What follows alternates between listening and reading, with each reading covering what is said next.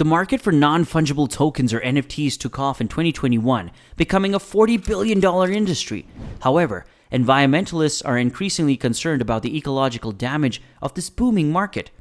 Recently, the World Wildlife Fund, or WWF, withdrew its NFT fundraising project following criticisms about the high levels of energy consumption involved in minting and trading the tokens. So what happened to the WWF's NFTs? The UK branch of the WWF launched 13 NFTs of endangered species including a giant panda, a Galapagos penguin, a Bornean elephant, and others. Each was depicted encased in a glass cage, and the idea had been to raise money for conservation efforts. Days later, it shelved the initiative. The reason? In spite of the WWF's efforts to minimize energy consumption, campaigners insisted its NFTs would still guzzle energy. The WWF used the Polygon or Matic network to mint its NFTs, believing it had found an eco-friendly way to enter the NFT world.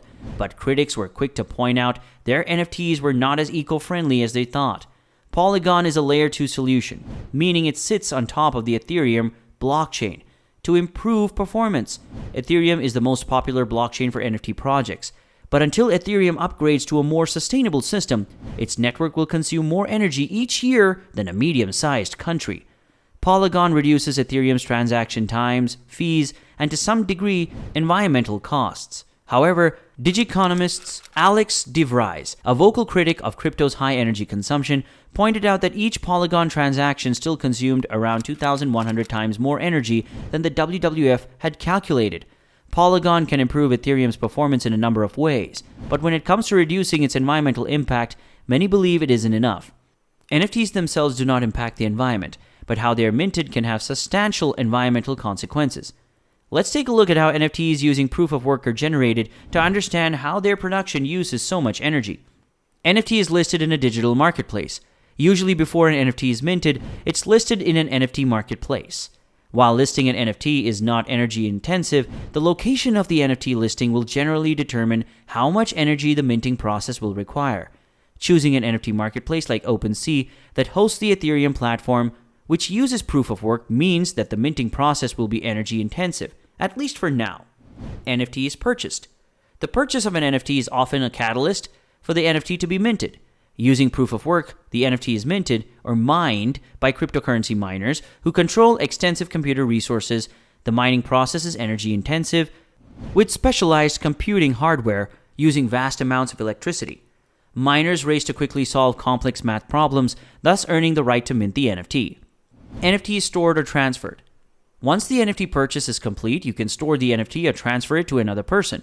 If you transfer the NFT to another NFT marketplace that uses proof of work, then the same energy-intensive process that was used to mint the NFT is repeated for the transfer. Simply storing an NFT does not consume energy. You may be wondering exactly how the mining process consumes energy. Only miners with their most computing power are likely to succeed at solving the complex math problems the fastest, meaning that miners must operate a large quantity of computing hardware and use a lot of electricity. A worldwide network of miners is competing to validate blocks of transactions, including NFT transactions, requiring every participating miner to extensively consume electricity, even though only one miner is selected to validate each new block of transactions. Can NFTs be eco-friendly? There are several estimates on how much damage NFTs do to the environment, but it's difficult to know for sure. The issue is that creating each NFT involves a number of transactions on the blockchain, and each individual transaction consumes thousands of times more energy than, say, watching an hour of Netflix. In fact, one study estimates that the carbon footprint of a single NFT is equivalent to an EU resident's monthly power consumption. What's worse is that thousands of NFTs are produced each day. It's much more than a couple of headline-grabbing pieces of art that go for millions of dollars.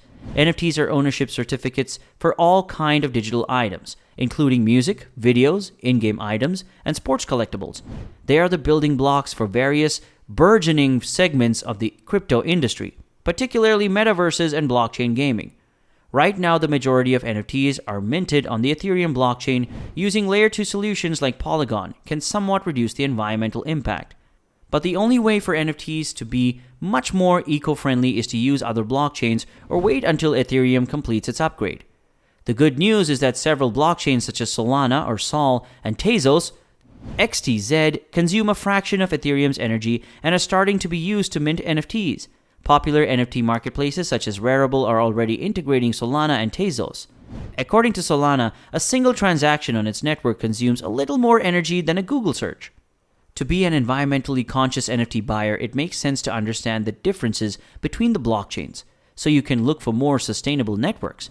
By using NFT marketplaces that support these networks, you can play a part in pushing for industry-wide change. Minting or transferring an NFT is usually energy-intensive, but does not need to be.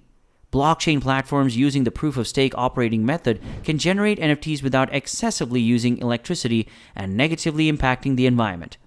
The proof-of-stake method uses less energy than proof-of-work because it does not require the extensive use of computing hardware, whereas miners participating in a proof-of-work blockchain network are motivated to consume electricity in an attempt to successfully mine a block. Validators contributing to a proof-of-stake blockchain are obligated to stake, agree to not trade or sell their cryptocurrency holdings. Implementing a staking requirement for blockchain validators is a way to secure a blockchain without requiring the network's participants to excessively consume energy. NFTs in other creative ways can be less impactful to the environment, and here are some options. Use renewable energy. Miners use proof-of-work to generate NFTs and can use renewable sources of energy. While proof-of-work mining is energy-intensive, the source of the required energy can be emission-free. Solar power is a popular choice, but other options include wind and hydro-generated electricity. Invest in renewable energy. With some NFTs selling for impressive prices, it's possible to devote a portion of those proceeds to renewable energy investments. A large-scale shift to renewable energy could curb or eliminate the environmental impact of producing NFTs. Invest in experimental technologies. The proceeds from NFT sales can also be invested in experimental technologies designed to mitigate or reverse the effects of climate change.